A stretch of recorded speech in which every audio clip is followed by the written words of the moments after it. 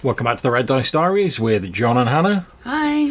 And today we're going to be having a little bit of a Monday moan, or rather I am talking about something which has been sort of, I suppose, I've been finding slightly irritating recently, and handily Hannah's volunteered to be the more balanced, better-natured side of this argument. What are we going to be talking about? Well, we're going to be talking about the shock horror realisation that there are other games besides D&D.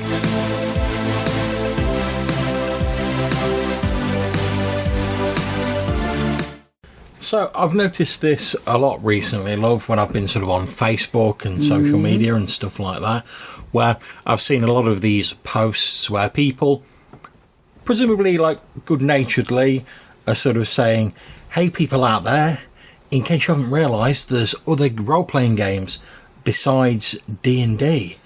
If you need some advice, here's some suggestions. And that's fair enough. I've no problem with people trying to broaden people's horizons with different games. I mean, I didn't start playing with D&D.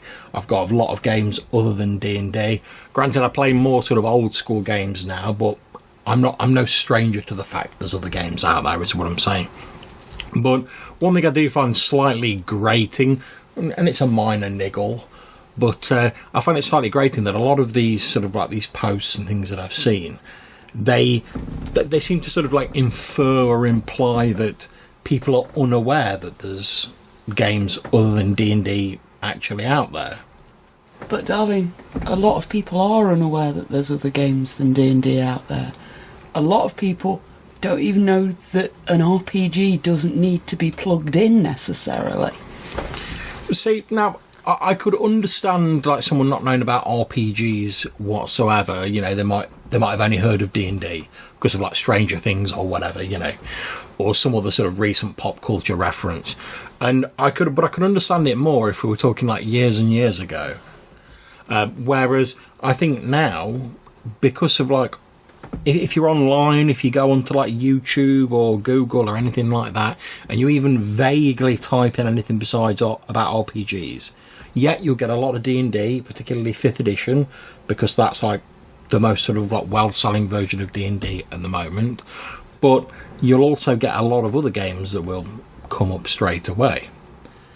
And I think my sort of issue is less that people are unaware of games. I'm sure there probably are a few people who are unaware of games. It's I suppose the sort of phraseology of a lot of these posts that seem to like treat people as though they're not capable of sort of going online and doing like a quick Google search. I mean, if you go on Google and type in RPG, you'll get more than D&D coming. In fact, you've got your laptop there, love. Why don't you type in RPG in Google and see what comes up? And I'm sure you will get a shed load of D&D stuff, particularly 5th edition, because that publicity train keeps on rolling. But you just type it in and see what pops up, and you get a load of computer games. Computer game. Okay. Computer game. Okay, so let's try and like narrow that search down a bit. Type in tabletop RPG, see what happens there. But no, that's a good point. I mean, obviously, a lot of people are more aware of computer RPGs than they might be of tabletop RPGs if they've not encountered them before. That's a valid thing. Yeah, so if you just type in tabletop RPG. World of Warcraft. Okay, yeah, but if you look as well on there, there's also Call of Cthulhu. There's a lot of sort of D&D related stuff on there.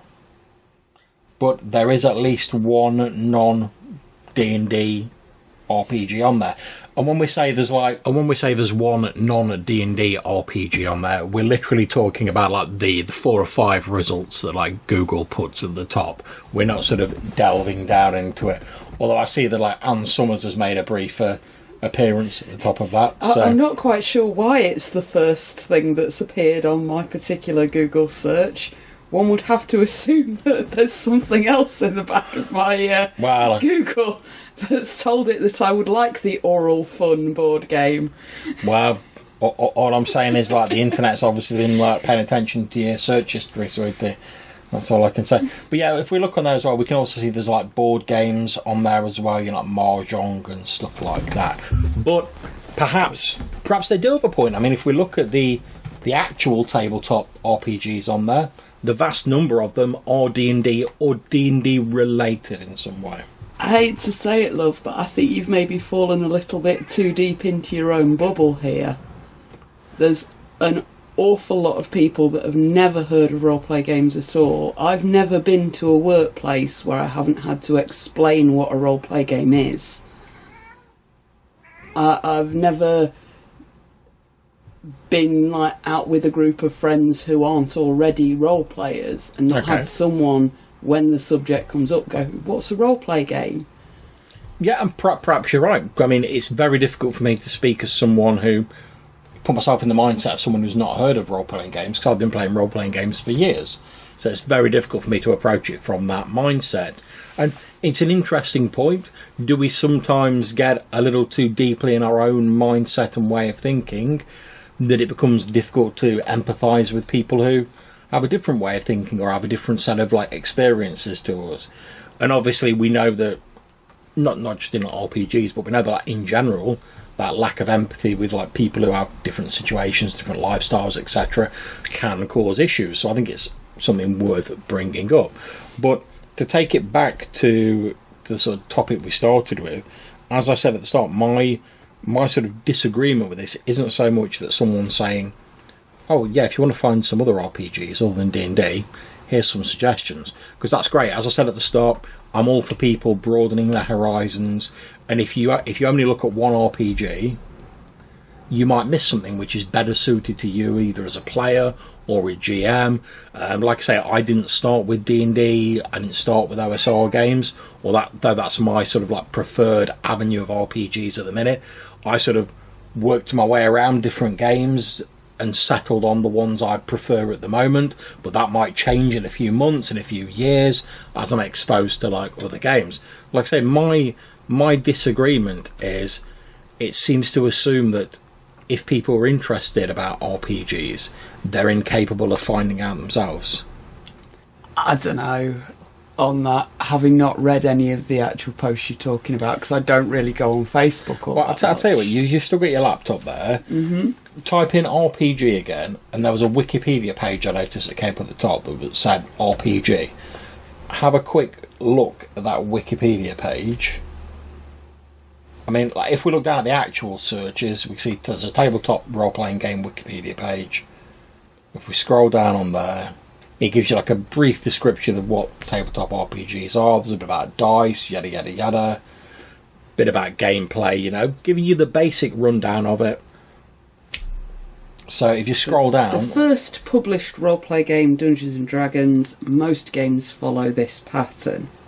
Isn't unfair. You have a dungeon master, have your players. It's talking about the style of play, isn't it? Which is fine. The GM and a group of players' style of play is predominant in tabletop RPGs. We've got a little bit of history. We'll scroll past that. What I wanted to see is there a list of examples of tabletop RPGs on there? It then goes on to other early games. Traveller. We've got Traveller, Call of Cthulhu, Paranoia. At the same time, games using fictional worlds like Star Trek, DC Heroes, Marvel Universe, Lord of the Rings, and then GURPS Champions, Masquerade, Paper Faces on Parade, and then bring it back round to TSR and Wizards of the Coast. And I wonder if perhaps it's also the fact that the companies who own D&D now have the most money to promote it.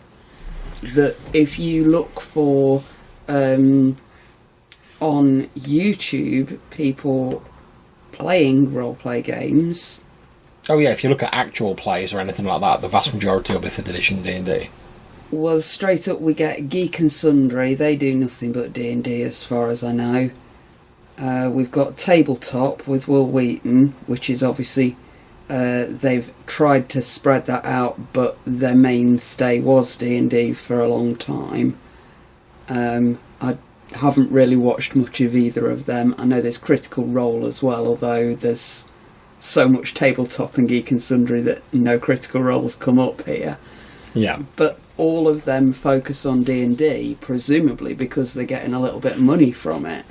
Well, yeah, well, there's no doubt, as we've said before, that regardless of whether you like D&D 5th edition or whether you don't like D&D 5th edition, commercially, in terms of like being a success, it's been very successful. They've done a lot of sort of like link ups with other properties. Like there's a sort of a Rick and Morty like style like D&D book out there. There's I forget what the other one was. There's Stranger Things sort of D&D style thing out there, obviously capitalising on that. And sort of when that Stranger Things like 80s nostalgia like vibe was at its height, obviously it was easy to jump on board that train as D&D, because that's when sort of early 80s, like mid 70s was when sort of D&D really got started. So I think it was easy to capitalise on that. So I think you're absolutely right. There do tend to be sort of like one or two companies have obviously been more commercially successful.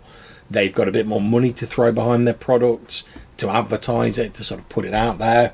And obviously D&D as one of the first RPGs is probably one of the most well known. I mean, when sort of like TSR ceased to trade, if D&D hadn't been a viable property, like no one else would have tried to snap it up to like make new versions of it. And obviously we know that it didn't just disappear. But I mean, so what do you guys think out there? We're just having a bit of a general chat about this.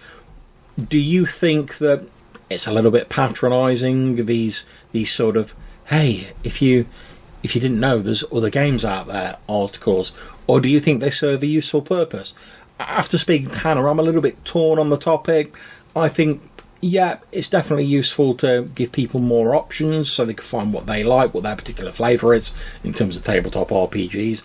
But by the same token, I do find some of the articles that I've read come off as more than a little patronising. But is that just a case of I find it a bit patronising because I know about RPGs? Perhaps someone who doesn't might not find it. They might find it more useful. Now, I wish, to be honest, I could remember like the last few articles that I'd seen in more detail on Facebook or whatever, so I could link them in here, but it was a few weeks ago, so I can't remember. So unfortunately I can't post the links. I do apologise for that, but I'm sure if you go online and type in something like different tabletop RPGs to D&D, you'll see a slew of this sort of article. But anyway, give us a call, let us know what you think about this sort of article. You can get in touch with us by sending us an email to rddrpgpodcast@gmail.com, or you can get in touch with us using SpeakPipe and leave us a voicemail message. There'll be a link to that in the description of this show. And until we see you next time, take care, stay safe, and keep gaming. Whatever game you're playing, to be honest, as long as you're having fun. Bye!